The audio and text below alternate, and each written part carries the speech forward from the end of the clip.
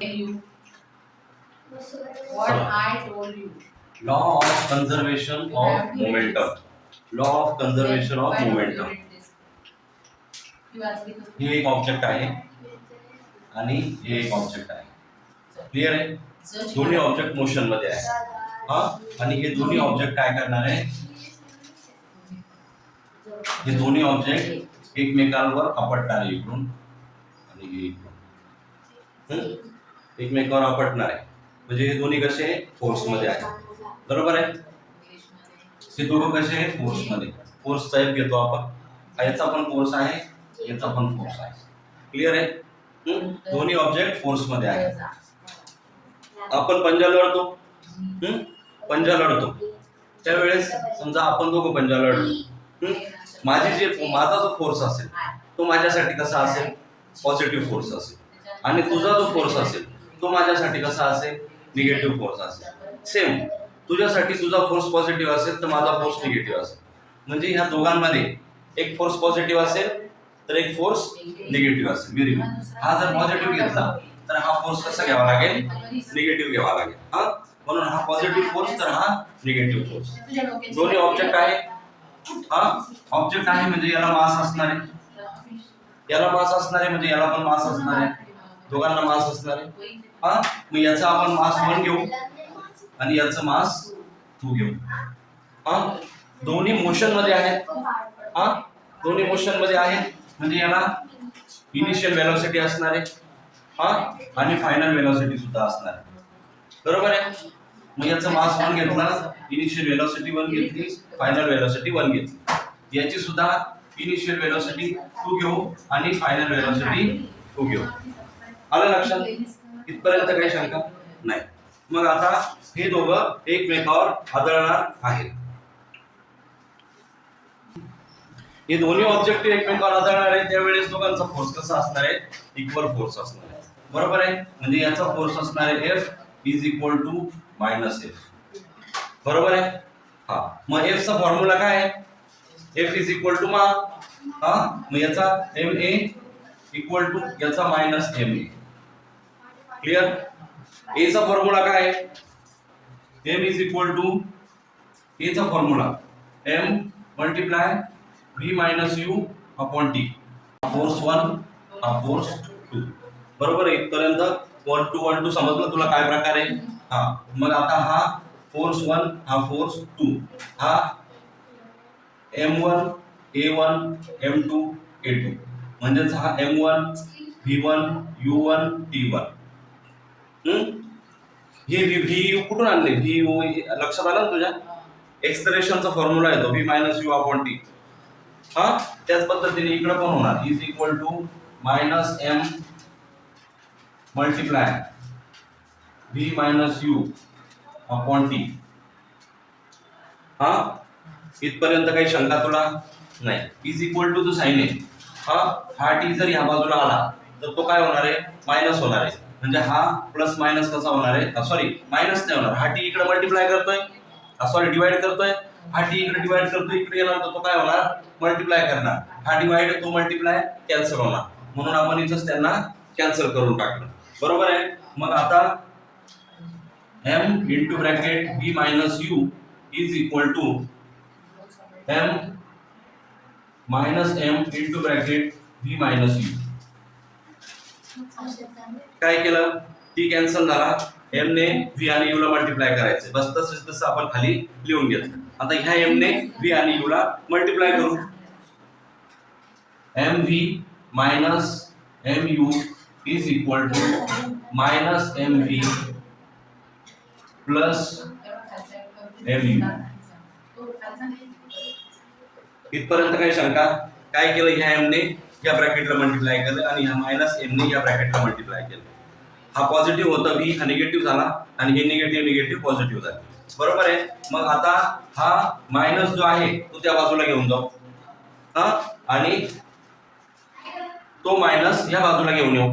म्हणजे V शेजारी आलो, U शेजारी आलो. हा मग आता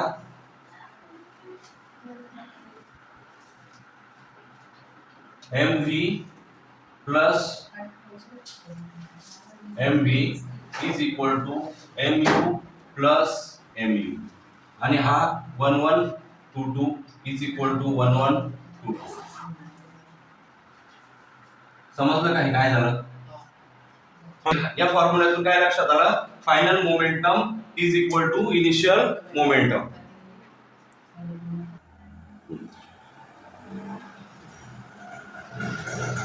example 1. The mass of cannon म्हणजे तोफेच्या गोळ्याचं मास किती दिलेले आहे? Mass is equal to 500 kg. त्याच्यानंतर and its recoil with the speed. Recoil speed किती दिलेलं आहे? रिकॉल स्पीड म्हणजे त्याची काय झाली ती? रिकॉल स्पीड म्हणजे त्याची काय झाली? वेलोसिटी झाली ना. Velocity is equal to 0.25 metre per second. आपल्याला काय काढायचंय? Momentum is equal to what. Momentum is equal to what is its momentum. आता मोमेंटम काढायचंय. फॉर्म्युला काय? मोमेंटमचा फॉर्म्युला काय? मोमेंटम म्हणजे p is equal to mv आणि p is equal to m किती दिलेला आहे त्यांनी? 500 मल्टिप्लाय 0.25. 0.25 मल्टिप्लाय करणार. 0.25 मल्टिप्लाय करणार तर थोड्या वेळासाठी हा पॉइंट आपण इथं 2 शून्य घेऊन टाकू आणि तो पॉइंट विसरून जाऊ. 25 0 25 परत 25 0 25 25 फायदा 125. आणि हे 2 0 म्हणजे इथं पॉइंट होता म्हणजे दोन संख्येनंतर पॉइंट घ्यावा लागेल आफ्टर 2 डिजिट. मग हा पॉइंट इथं दिला म्हणजे हे शून्य निघून जातील. आन्सर किती आलं? 125. p is equal to 125 kilogram metre per second. हे झालं आपलं मोमेंटम. 2 बॉल्स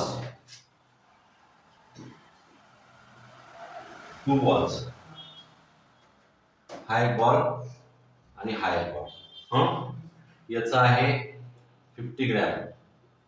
याचं मास किती आहे? 50 ग्रॅम आणि याचं मास किती आहे? 100 ग्रॅम. बरोबर आहे. आणि ह्या दोघांची होणार आहे टक्कर. या दोघांची काय होणार आहे? टक्कर. आणि टक्कर झाल्याच्या नंतर काय काढायचं आपल्याला? त्यांची velocity, final velocity of second ball. Second बॉलची फायनल वेलोसिटी काढायची. मग त्याच्यासाठी आपल्याकडे गिवन काय काय ते लिहून घ्या. Mass of first ball, mass of first ball is equal to m1 घेऊ. m1 is equal to 50 gram. 50 gram. आता आपल्याला जो फॉर्म्युला माहित आहे त्याच्यामध्ये ग्राम मध्ये टाकून चालणार नाही तर आपल्याला किलोग्राम लागेल. किलोग्राम लागेल तर याला 1000 ने डिवाइड करावं लागेल. 1000 ने का डिवाइड करायचं तर 1 kg is equal to 1000 gram. म्हणून त्याच्या आधी 0 आहे ना, म्हणून दोनच पॉइंट नंतर दोनच डिजिट नंतर पॉइंट आहे 0.5. हे किती झालं? किलोग्रॅम झालं kg. त्याच्यानंतर mass of second ball 100 gram is equal to kilogram मध्ये येणार ते 0.1 kg. त्याच्यानंतर initial velocity of first ball u1 is equal to 3 metre per second आणि सेकंड बॉलची initial velocity of second ball u2 is equal to किती दिलेली आहे? 1.5 metre per second. त्याच्यानंतर फायनल वेलोसिटी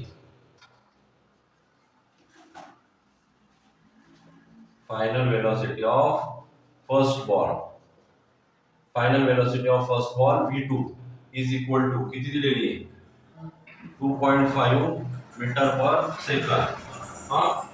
सॉरी v1 येईल नाही तर v1 आणि final velocity of second ball v2 is equal to हे काढायचे.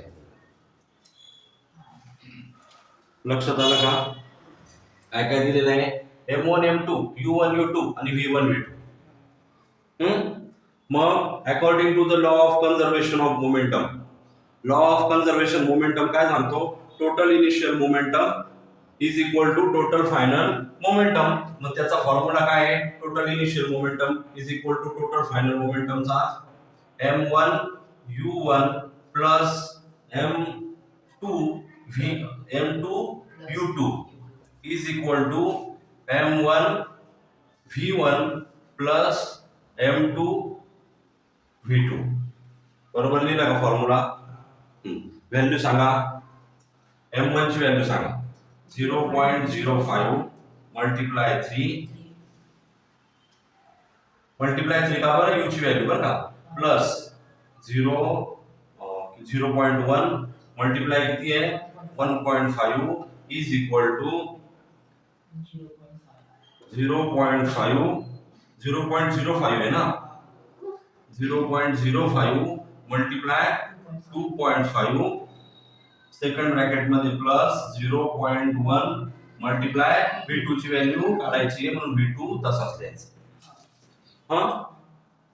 मग आता हे झाले 5 3 जा 15 आणि 2 डिजिट नंतर पॉइंट म्हणून 15.0 0.15 हे आला आन्सर. प्लस याचं किती येणार? 15 1 जा 15 आणि हा एक पॉइंट आणि हा एक पॉइंट म्हणजे 2 डिजिट नंतर पॉइंट परत याचं पण आलं 0.15 इज इक्वल टू 25 5 जा 125 आणि point after 3 digit 125 point after 3 digit म्हणजे हा 0.125 बरोबर आहे. प्लस 0.1 मल्टिप्लाय v म्हणजे 0.1 v 2. याचे काय ऍडिशन? 15 आणि 15 किती झाले? 0.3 लिहायचा. मग त्याच्यानंतर is equal to 0.125 plus 0.1 v2. मग आता हे इकडे ऍडिशन मध्ये 0.125 इकडे येतील तर ते मायनस होतील. मग 0.1 v2 is equal to 0.3 minus 0.125. याचं करायचं मायनस. मायनस कसं करणार? 0.300. आता त्या पॉइंटच्या पुढे जो नंबर आहे त्याच्यावर किती झिरो घेतले तरी काही फरक पडत नाही. मग आपण काय केलं तिथं 0.3 च्या जागी काय केलं? 0.300 मायनस पॉइंटच्या खाली पॉइंट आला पाहिजे. मायनस 125 आणि हा 0. मग आता हे 125 300 मधून 125 गेले तर किती उरतील? 3 मधून 100 गेले तर 200 आणि परत 25 गेले तर 175. 0.175 आलं का उत्तर? आता हे 0.175 याचा आन्सर आला आणि हे 0.1 इथं मल्टिप्लाय करताय b बरोबर. मग ते काय करतात? तिकडे जाणार त्याला डिवाइड करणार. Is equal to v2 is equal to 0.175 minus 0.1 आणि 0.1 ने डिवाइड केलं. याच्यातला पॉइंट काढून घ्यायचा. याच्यातला पॉइंट काढायचा म्हणजे तो वरती जाणार आणि वरती एक 0 वाढणार. 0 वाढणार म्हणजे पॉइंट इकडे सरकणार. म्हणजेच काय येणार? v2 is equal to 1.75 metre per second. हे झालं आपला आन्सर.